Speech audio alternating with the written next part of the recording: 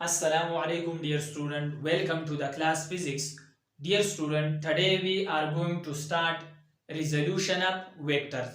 Dear student, in previous lecture we discussed about Cartesian coordinate system, addition of vector, subtraction of vector and vector multiplied by some scalar or numbers. So dear student what is Cartesian coordinate system में थोड़ा सा previous lecture का recap करना चाहता हूं। जब दो line आप लोग ड्रा कर ले परपेंडिकुलरली तो इसको हम क्या कहते हैं, कोऑर्डिनेट एक्सिस कहते हैं। और इसके जो इंटरसेक्शन पॉइंट है उसको हम क्या कहते हैं, ओरिजिन कहते हैं। तो इस पूरे सिस्टम को हम क्या कहते हैं, कार्टेशियन कोऑर्डिनेट सिस्टम कहते हैं। दूसरा जो है एडिशन ऑफ वेक्टर, जब हम एक वेक्टर को एक या दो या दो से ज्यादा वेक्टर को किस चीज पे रिप्रेजेंट करता है, वो एक सिंगल वेक्टर पे रिप्रेजेंट करता हो तो इस प्रोसेस को हम क्या कहते हैं, addition of vector. For addition of vector we use head to tail rules. Subtraction of vector, अगर हम एक वेक्टर को दूसरे वेक्टर से सब्ट्रैक्ट करना चाहते हो तो हम जो सब्ट्रैक्ट करने वाले वेक्टर है इसका नेगेटिव वेक्टर फाइंड करना है और फिर इस ओरिजिनल वेक्टर के साथ क्या करना है, ऐड करना है। डायरेक्ट सब्ट्रैक्शन का कांसेप्ट फिजिक्स में वेक्टर्स में नहीं है। Vector multiplied by some number और स्केलर, अगर हम एक वेक्टर को एक पॉजिटिव नंबर से मल्टीप्लाई करें तो इसके मैग्नीट्यूड में जस्ट चेंज होगा। अगर हम वेक्टर को एक नेगेटिव नंबर से मल्टीप्लाई करें तो इसके मैग्नीट्यूड और डायरेक्शन दोनों में चेंज आ जाएगा। तो आज का जो हमारा टॉपिक है ये है रिजोल्यूशन ऑफ वेक्टर। तो dear student, resolution of vector का मतलब क्या है? रिजोल्यूशन ऑफ वेक्टर बिल्कुल अपोजिट है addition of vector. Addition of vector हम दो या दो से ज्यादा वेक्टर को एक वेक्टर पे रिप्रेजेंट करता था, लेकिन आज जो हमारा टॉपिक है इसमें हम क्या करने वाले हैं, एक वेक्टर को इसके दो या दो से ज्यादा कंपोनेंट में डिवाइड करना है। तो इसको हम क्या कहते हैं, resolution of vector. So definition क्या है? The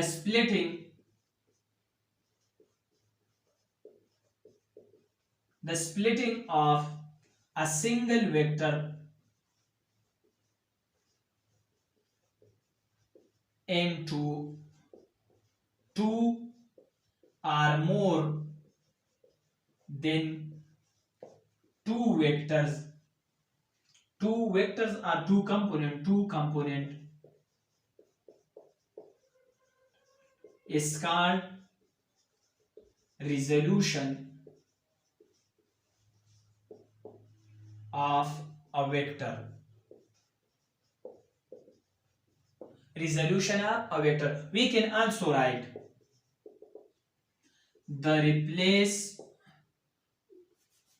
when we replace a single vector by two or more than two component of the vector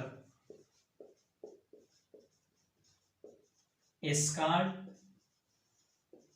resolution of vector. Dear student, एक सिंगल वेक्टर है, अगर हम वो एक सिंगल वेक्टर को दो या दो से ज्यादा कंपोनेंट में जाहिर करें तो इस प्रोसेस को हम क्या कहते हैं, रिजोल्यूशन ऑफ वेक्टर। तो रिजोल्यूशन ऑफ कंपोनेंट हम कैसे करते हैं, ये क्या कर लो, पास करके लिख लो क्योंकि मैं इसको मिटाना चाहता हूं। रिजोल्यूशन ऑफ अ वेक्टर, तो रिजोल्यूशन ऑफ अ वेक्टर का मतलब ये है अगर हम एक सिंगल वेक्टर को इसके दो या दो से ज्यादा कंपोनेंट में डिवाइड करें। लेट्स सपोज आप लोग थ्योरी जो है वो खुद क्या कर लो, स्टडी कर लो। मैं सिर्फ डायग्राम के जरिए आप लोगों को समझाना चाहता हूं। ये हमारा है एक्स एक्सिस, ये है Y axis. Dear student, force हमारे पास क्या है, एक वेक्टर क्वांटिटी है ना, तो ये हमारे पास क्या है, सिंगल फोर्स F है और इस फोर्स ने एक्स एक्सिस के साथ क्या एंगल बनाया, थीटा। तो मैं क्या करना चाहता हूं, एक सिंगल वेक्टर का मैं क्या करना चाहता हूं, कंपोनेंट मालूम करना चाहता हूं। अगर मैं इस सिंगल वेक्टर का कंपोनेंट मालूम करना चाहता हूं तो मैं इसके हेड से यहां परपेंडिकुलर ड्रा करना चाहता हूं। ये पॉइंट है O, ये पॉइंट है A, ये पॉइंट है C और यहां तक ये पॉइंट लेट सपोज है D। ये एक सिंगल फोर्स है, मैं इसकी कंपोनेंट मालूम करना चाहता हूं तो इसके कंपोनेंट मालूम करने के लिए मैं इसके हेड से एक्स एक्सिस पर परपेंडिकुलर ड्रा किया और वाई एक्सिस पे परपेंडिकुलर ड्रा किया। तो डियर स्टूडेंट अगर आपने गौर किया तो ये लाइन और ये लाइन, ये O से लेकर D तक, A से लेकर C तक, ये एक चीज है। D से C तक और O से A तक ये लाइन एक है। तो अगर ये F है तो इसका Y कंपोनेंट है FY और इसका X कंपोनेंट है FX। तो ये इसका कंपोनेंट्स है। मैंने एक सिंगल वेक्टर को इसके X कंपोनेंट और इसके Y कंपोनेंट में डिवाइड किया। तो अगर आप लोगों को याद होगा, आप लोगों ने 9th में पढ़ा होगा, ये हमारे पास क्या है, राइट एंगल ट्राइंगल है। क्या है, राइट एंगल ट्राइंगल है। एक एंगल क्या है, एक एंगल 90 के बराबर है। डियर स्टूडेंट ट्राइंगल में पूरा के पूरे एंगल कितने के बराबर है, 180 के बराबर है। और जो राइट एंगल ट्राइंगल है इसमें एक एंगल किस चीज के बराबर होगा, एक एंगल होगा 90 के बराबर है। बाकी हमें पता नहीं है कि कितने कितने हैं, लेकिन एक एंगल जो है वो 90 के बराबर होगा। डियर स्टूडेंट हमें Fy और Fx का मैग्नीट्यूड मालूम करना है। तो हमें Fx और Fy का मैग्नीट्यूड कैसे मालूम करना है, तो राइट एंगल ट्राइंगल में cos थीटा, sin थीटा और टेंजेंट थीटा किस चीज के बराबर है। ये मैं उर्दू वाला क्या करता हूं, पश्तो में क्या करता हूं, पश्तो वाला एक फार्मूला आप लोगों को लिखता हूं। ये हमारे पास बराबर है हु, ये हमारे पास बराबर है हु और ये हमारे पास बराबर है हक। ये काफ से मुराद है कायदा और वो से मुराद है वतर, जिसको हम हाइपोटेन्यूज कहते हैं और इसको हम बेस कहते हैं। ये आइन से मुराद है उमूद, जिसको हम परपेंडिकुलर कहते हैं, और वो से मुराद है वतर। ये आइन से मुराद है उमूद और काफ से मुराद है कायदा। तो हम ऐसे भी लिख सकता है कि B by H, P by H और B बाई B, ऐसे भी हम लिख सकते हैं। तो यहां हमारे पास क्या है, cos थीटा किस चीज के बराबर है, ये याद रखो। ये जो 90 है इसके अपोजिट साइड को हम क्या कहते हैं, परपेंडिकुलर। सारी मैं कान पकड़ के सारी कहता हूं। राइट एंगल के सामने जो साइड है इसको हम हाइपोटेन्यूज कहते हैं। एंगल के सामने जो है, एंगल के सामने जो है उसको हम क्या कहते हैं, परपेंडिकुलर कहते हैं। और जो बाकी एक टर्म है उसको हम बेस कहते हैं। इसको हम क्या कहते हैं, बेस कहते हैं। 90 के सामने अपोजिट साइड को हम हाइपोटेन्यूज कहते हैं।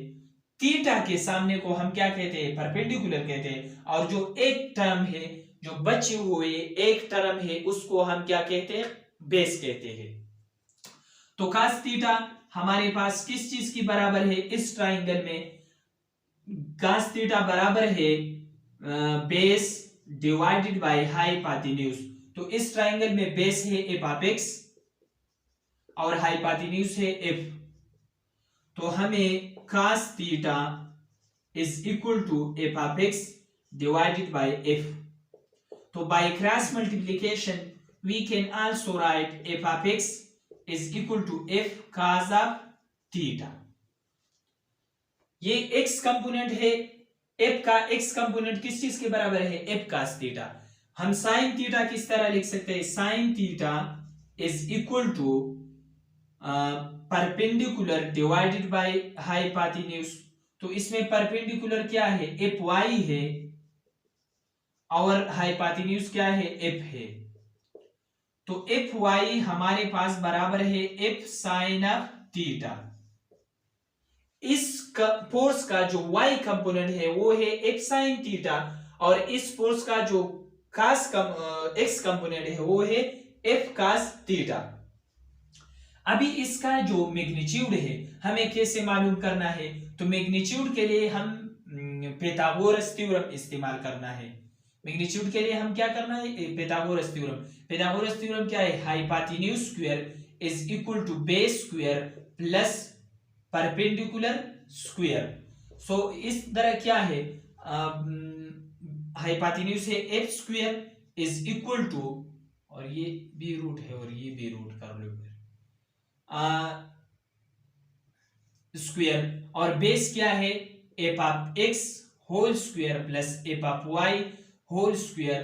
सो एफ बराबर है, एफ का जो मैग्नीट्यूड है वो है F square X plus F square Y under the root. Dear student, इसका डायरेक्शन मालूम करने के लिए हम क्या करना पड़ेगा, तो डायरेक्शन हम थीटा से मालूम करना है।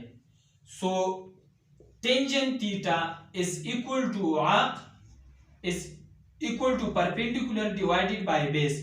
तो परपेंडिकुलर हमारे पास क्या है, एफ वाई है, और बेस क्या है, एफ एक्स है। ये परपेंडिकुलर है, ये बेस है, और ये हाइपोटेन्यूज है। तो tangent theta is equal to F Y divided by F X. अगर हमें टेंजेंट मालूम करना है, सॉरी थीटा, तो tangent inverse F Y divided by F X.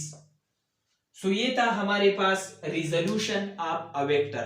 So resolution of a vector is opposite process or method addition of vector, because in addition of vector we subtract two or more than two vector is and represent by a single vector. A resultant vector, the addition of two or three vector we call addition of vector.